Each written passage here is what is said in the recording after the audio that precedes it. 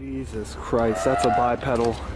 Some kind of a bipedal humanoid. A cyclist's GoPro captured every second of his final ride, right until Bigfoot hunted him down a forest road. It turned his routine route into terror as Bigfoot had brutal plans for how his ride would end. And his last moments revealed something so horrifically wrong, you'll wish you'd never heard of Bigfoot.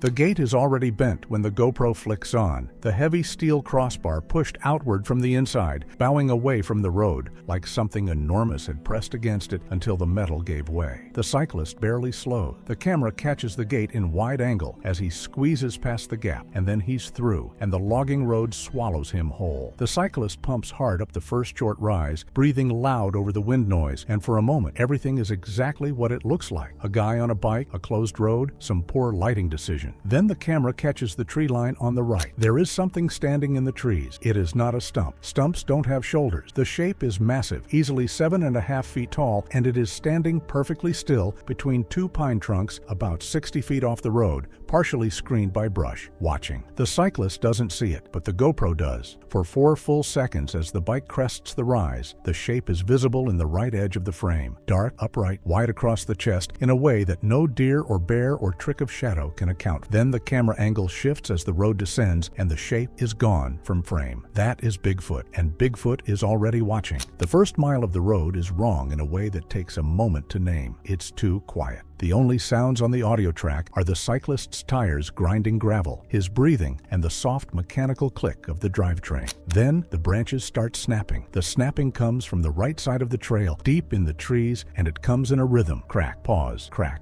that matches the cadence of the bike exactly. When the cyclist accelerates, the snapping accelerates. When he coasts, it slows. He doesn't notice it at first. The camera picks it up before he does, because the audio is more honest than a person moving fast through darkening woods. For 30 seconds, 40 seconds, the bicycle and the forest keep the same beat. Something in those trees is pacing him. Bigfoot is not running. Bigfoot is not rushing. Bigfoot is walking, long and unhurried, keeping time with a man on a bicycle, the way a cat tracks a mouse across a room, not closing in, not falling back, just maintaining the exact distance it chooses to maintain. That detail is the most frightening thing on the footage so far. Not the size of the shape in the tree line, not the way it stood so perfectly still, the fact that it is matching his speed at a walk. The cyclist hears it finally. He pumps harder. The sound in the trees pumps harder too. He glances right, and for half a second, the camera catches a dark mass moving through the brush, not a flash of fur, not a scramble. Movement that is controlled and deliberate, and too large to be anything the cyclist could name and stay comfortable about. He looks back at the road. He pedals harder. The snapping in the trees falls back into rhythm. There are trees snapped clean at chest height on the bend, not blown down. Snap the way you snap a pencil. The brakes fresh and pale and raw. Sap still beating on the exposed wood. 6 of them in a rough line, all leaning the same direction, toward the road. Whatever moved through here was walking, and whatever it was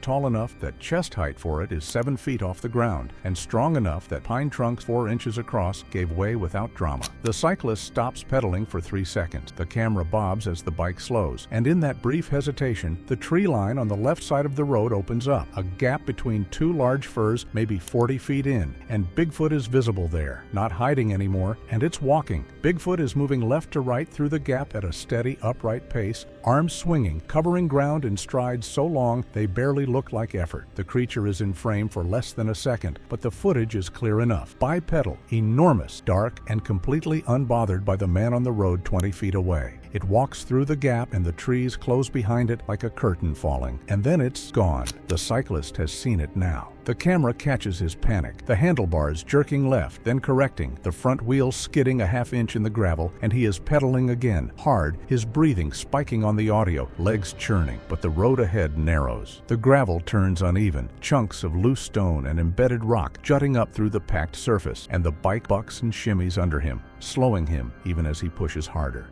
He can't hold speed on this surface. The road is fighting him. Behind him, through the gap in the trees he just passed, Bigfoot does not break into a run. The audio catches the first clear sound of it, a heavy, rhythmic impact on soft earth, the sound of something massive covering ground in long, controlled strides. It's walking faster, the strides lengthening until the time between impacts stretches and the sound deepens, each footfall hitting the ground like a thrown sandbag. The gap between each strike is enormous, a stride that must be 5 feet, maybe 6, and it is closing distance without raising its pace above a casual walk. The cyclist glances back. The camera follows the motion and catches the fog line 60 yards behind. A low ground fog rolling in off the hillside, soft and white, already thick enough to have visibility. At the edge of that fog, Bigfoot has moved to the tree line right alongside the road and is tracking parallel through the brush, not on the road surface, but in the narrow strip of undergrowth between the gravel shoulder and the forest proper. It is visible in the frame for 2, 3, 4 seconds, a dark vertical shape moving steadily through the gray-white fog, never quite stepping onto the road, never falling back into the trees. Just there, on the edge, matching every turn. The cyclist tries weaving. He cuts the bike hard left, then right, then left again, breaking his straight-line path and putting trees between himself and the shape in the fog. It's a reasonable instinct. It doesn't work. Bigfoot adapts inside a single stride. The shape in the trees vanishes from one gap and reappears at the next, having shifted its angle through the forest with a fluency that makes the cyclist's weaving look like it's being predicted rather than followed. The creature is moving through the forest on its own route, a route that runs parallel to the road but intersects with it at every opening, every gap, every place where the tree line breaks for more than 2 feet. It is not following the cyclist's path, it is charting a better one. The cyclist cuts right toward the tree line, trying to break whatever line of sight Bigfoot is using. The camera catches branches whipping past the lens, a brief plunge into the shadow under the pines, and then the road again as he corrects. In that half second in the trees, there is a sound on the audio, a low, resonant exhale, close enough to distort the microphone slightly. Not a growl nor a scream, just breath, enormous and controlled, from something that was exactly where the cyclist rode. He gets back on the road and pedals faster than he has since the gate. It's do or die time. The road drops, not gradually, it tips over like a table edge and becomes steep, wet stone beneath the gravel, the surface slick with moisture that has seeped up through the roadbed from the hillside. The cyclist's tires lose grip on the first pedal stroke of the descent, and he stops pedaling entirely, feathering his brakes, the wheels skipping and chattering on the stone. He's going fast now without trying, the grade pushing him harder than his legs could, the bike shimmying under him as the tires hunt for traction. The camera swings back. Bigfoot is at the top of the slope. It is standing at the crest of the hill, fully visible against the darkening sky, and it is looking down the road, then moves, not down the road, into the trees on the left side, disappearing from view at the top of the frame. The cyclist faces forward again, fighting the bike through a wet curve, rear wheel sliding 3 inches before biting. When the road straightens for a moment and the camera can see 50 yards ahead, Bigfoot is already there, halfway down the slope, emerging from the tree line on the right side of the road, having come down through the forest on a line that cut the switchback entirely. The hill that is slowing the cyclist down and threatening to throw him off his bike is, for Bigfoot, nothing. The creature used the terrain, rather than fighting it, dropping through the forest on a direct line while the road curved and doubled back. This is not luck. This is not a shortcut stumbled onto. This is something that knows this hill, knows where the road goes, and is using that knowledge to get ahead of the man on the bicycle. The cyclist realizes it at the same moment the camera shows it. His breathing changes on the audio, not faster, but different, a sharp inhale and a held breath that signals the specific kind of fear that comes with understanding rather than surprise. He is being herded. The hill ends in a flat, and Bigfoot is already at the bottom, and there is nowhere to go but forward. The fog at the base of the hill is not the same as the ground fog from before. This is a wall, white and dense and vertical, dropping visibility to 10 feet, maybe less. The cyclist hits it at speed, and the camera turns white. Everything disappears. The road, the tree line, the sky, all of it replaced by a flat, featureless white that the GoPro's exposure system can't parse. For 2 full seconds, there is nothing but fog and the sound of tires on gravel and the cyclist's breathing. Then Bigfoot is in the fog with him. The shape appears in the white, not a silhouette against brightness, but a darker density within the fog itself, a place where the whiteness is thicker and darker at the same time, moving without sound. It is 10 feet to the left, then 12 feet ahead. Then the fog shifts, and it is just a shapeless mass of dark moving through the white, its outline breaking apart and reforming with each gust that stirs the fog layer. No footsteps. The ground here is soft, wet pine duff soaked through with moisture, and Bigfoot's footfalls make no sound that carries over the cycling noise. The cyclist brakes. The tires lock and slide, and the bike goes sideways, and the camera tilts hard to the right before he catches it. He puts a foot down and stops. stops, standing astride the bike in the fog, and the audio goes very quiet. Just his breathing, just the distant sound of water somewhere on the hillside.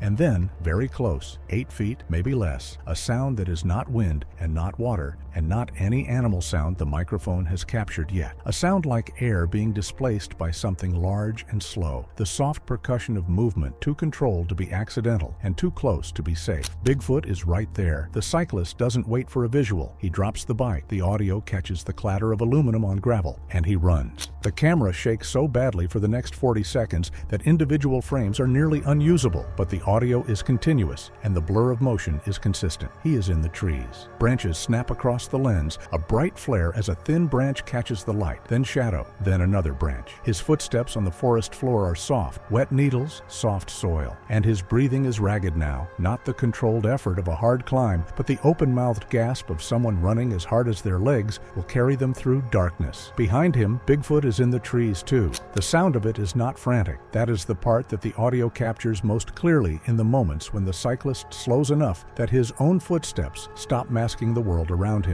There is no crashing, no blind thrashing through undergrowth. There is the sound of large things bending, branches and saplings flexing under pressure and snapping back, but it is a rhythmic, controlled sound. Bigfoot is moving through the forest the way water moves through a landscape, not fighting the terrain, using it, taking the path of least resistance that also happens to be faster than the path the cyclist is on. The cyclist cuts right. Bigfoot is already there. A sound of heavy impact on the ground somewhere to the right that is close enough to redirect him without a visual. He cuts left. The same thing happens. Bigfoot is cutting angles, staying in front of each direction. The cyclist chooses the moment he chooses it, appearing on the right when he goes right, on the left when he goes left, as if it can see where the turn will end before the turn begins. The net effect is that the cyclist keeps moving in the same direction, pushed forward by the sound of something he cannot outmaneuver. The forest floor drops away and the camera catches a streak of dim sky, a ravine 5 feet across, spanned by a fallen log, maybe a foot in diameter. The log is old bark sloughing off in strips, pale and damp in the last gray light. The cyclist hits it running and doesn't stop, jumping onto the log and running across it with his arms out, balancing by instinct over the 7-foot drop to dry stone below. He is halfway across when he sees Bigfoot on the other side. Bigfoot is standing at the far end of the log, on the bank above the ravine, and it got there faster than a man running flat out through open ground. The camera catches it clearly for the first time, without fog or motion blur, fully upright, arms at its sides, watching the man on the log with something that the footage cannot interpret as anything other than patience. Just waiting, the way something waits when it knows it has already won the geometry of the situation. Then Bigfoot steps onto the log, 1 foot first, slow, the whole weight coming down deliberately, and the log flexes. The cyclist feels it. The camera bobs as the vibration travels, and he runs. There is nowhere to run except forward, past Bigfoot, but Bigfoot steps aside just enough. 1 step left, opening the bank, and the cyclist hits the far side and scrambles up the bank, clawing at roots, pulling himself over the edge with both hands. Behind him, the audio catches the log creaking under a load the cyclist's weight was nowhere near producing. Bigfoot crosses the ravine in 3 strides, balanced with no adjustment, no hesitation, the way you walk a floor you have walked 1,000 times. The cyclist runs uphill. The embankment ahead is steep, 40 degrees maybe, exposed root systems poking out of the bare soil where rain has eaten the slope. The cyclist uses them like ladder rungs, grabbing and pulling, climbing hand over hand, while his feet scramble for purchase on the wet earth. It's slow going. It is, for a human, as fast as it gets. Bigfoot does not climb the same way. The camera catches it from below and behind as the cyclist crests the embankment, 2 massive hands driving into the earth, fingers splaying and gripping, and then a pull that lifts the entire body in a single lurch. Bigfoot is not climbing the slope so much as refusing to be stopped by it, driving itself upward by the sheer application of strength against dirt. The cyclist reaches the top and rolls over the edge onto flat ground, and Bigfoot is already there. It's standing on flat ground, having come up a different face of the hill, a faster route through the forest that the camera never captured because it was behind the cyclist, and now it is in front of him again, 10 feet away on the edge of the ridge, outlined against against the sky. The cyclist turns and runs along the ridge. The conservation fence appears out of nowhere, a 6-foot chain-link fence. Old, the posts rusted orange, running perpendicular to his path and cutting off the ridge. The cyclist hits it at speed and doesn't slow, one hand grabbing the chain link and his feet finding the mesh, and he is over the top in 5 seconds, landing hard on the far side and staggering but staying upright. He does not hear Bigfoot hit the fence. Instead, he hears the fence coming down. A single sharp metallic shriek as a steel post pulls out of the ground, the chain link buckling in a wave, and then the sound of a section of fence folding flat. The camera catches it over his shoulder as he runs, Bigfoot stepping through a 6-foot gap in the chain link where 2 posts have simply given way. The mesh hanging in folds, the creature not slowing, not acknowledging the fence as an obstacle any more than a man acknowledges a wet paper bag on the floor.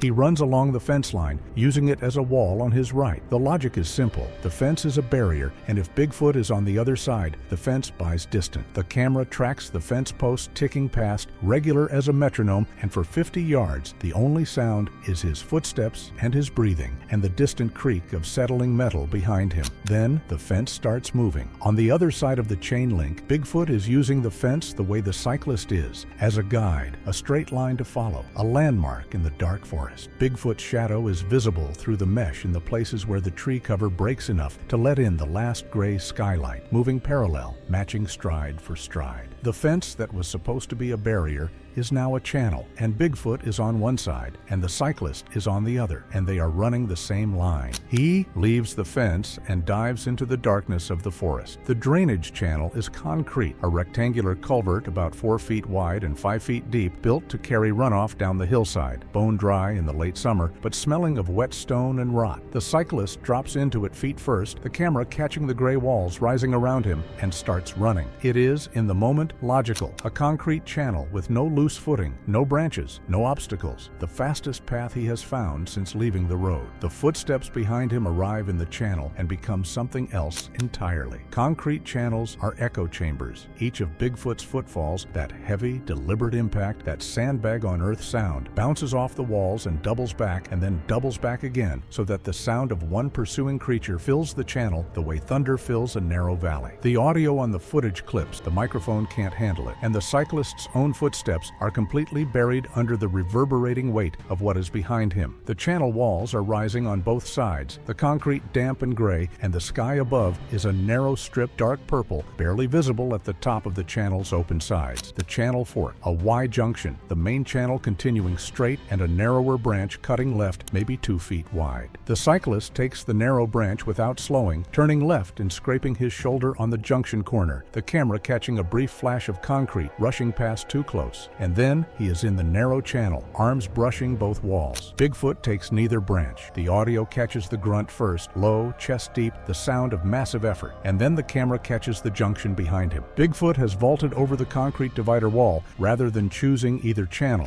landing ahead of the fork on the far side, blocking the main channel and forcing the narrow branch. The creature landed in exactly the place that eliminates the most options. The narrow channel spits him out onto a gravel slope, and the cyclist scrambles up it, clawing at the rock, and emerges back onto what was once a road, narrower than the logging road, barely a track, running along the edge of a cliff face with nothing on the right but a 70-foot drop and scrub pine below. His bike is there. Somehow, through the weaving and the trees and the channel and the ravine, the bicycle has ended up here, lying on its side in the gravel. The GoPro's twin obviously mounted to the handlebars, still running and capturing a different angle on the same scene. The cyclist's feet, the gravel, and behind him, emerging from the channel, the lower half of something enormous. He grabs the bike without stopping. He is on it and moving in 3 seconds. The cliff road is the fastest surface since the logging road, the gravel packed and even, and the cyclist uses every inch of it, driving hard into the pedals and letting the bike accelerate below him. The camera angle from the handlebar mount catches the road rushing past in a blur of gray, the cliff face close on the left, the drop close on the right, and the audio fills with wind noise and tire roar. On the slope below the cliff road, through the scrub pine and loose rock, Bigfoot is keeping pace. Not on the road, below it, on terrain that should make pace impossible. Loose shale, 40-degree incline, scrub brush thick enough that a person would have to fight through it. Bigfoot is not fighting through it. Branches explode outward as the creature hits them, not bending, not parting, but snapping and scattering, and the sound carries up to the road and bursts like something hitting a chain link fence with a bat. The slope is trying to pull the creature creature down, and the creature is ignoring the slope, moving across it at road speed through pure physics-defying insistence. The cyclist's speed no longer matters. That is the information the cliff road is delivering. Whatever speed the bicycle can achieve on this surface, Bigfoot matches it from terrain, where matching that speed should be impossible. It is not a question of who is faster. It is a question of who owns the terrain, and the terrain belongs to something that treats loose shale on a 40-degree slope as a minor inconvenience. He reaches for his brakes as the road narrows, too narrow to ride. The path ahead squeezes to 2 feet wide, the cliff face brushing the handlebars on the left, and he has to slow and pick his way through, the bike wobbling, his knees brushing stone. Below him, through a gap in the scrub, Bigfoot is visible for 1 clear second. Directly below, looking up, its face turned toward the cyclist on the cliff road 30 feet above with an expression the camera cannot read and does not need to. Then the scrub closes over it and the sound of branches continues below. Moving forward, he triggers the rocks accidentally. His front wheel clips a loose section of the road edge and a cascade of stone goes over the side. A dozen rocks, some of them the size of his head, bouncing down the cliff face in a clatter of impact, each one louder than the last as they accelerate. A logical next action. More rock, on purpose, pushed over the edge with his foot. 3, 4, 5. A small rock slide dropping into the scrub below where the sounds of movement are loudest. The rock slide sounds like something large breaking. The scrub rustles violently as debris impacts it. The movement sounds below stop for exactly 1 second. Then they continue. Bigfoot emerges from the bottom of the rockfall zone, still moving forward, still at pace, the debris having done nothing measurable. The sound of its movement is unchanged. The only difference is that a few seconds have passed. The cliff road ends and the forest opens into a straight corridor. 2 rows of dense fir trees, old growth, their trunks 2 feet across, spaced close enough that only the corridor between them is navigable. It runs straight for maybe 150 yards. At the end of it, the trees thin and there is a shape against the lighter dark of an open sky. A building, a road, something that means other people. The cyclist sees it and accelerates. Everything left in his legs, everything left in his lungs, going into the 150 yards between him and the end of the corridor. Bigfoot steps out of the trees at the far end of the corridor before the cyclist is halfway down it, not charging, just there. Standing in the corridor's exit, filling it with its width, looking down the 75 yards of open space at the man sprinting toward it. Then it moves, not to close the distance, but sideways, 1 step back into the trees, not blocking the exit anymore, just present at the edge of it, like the chase is not over,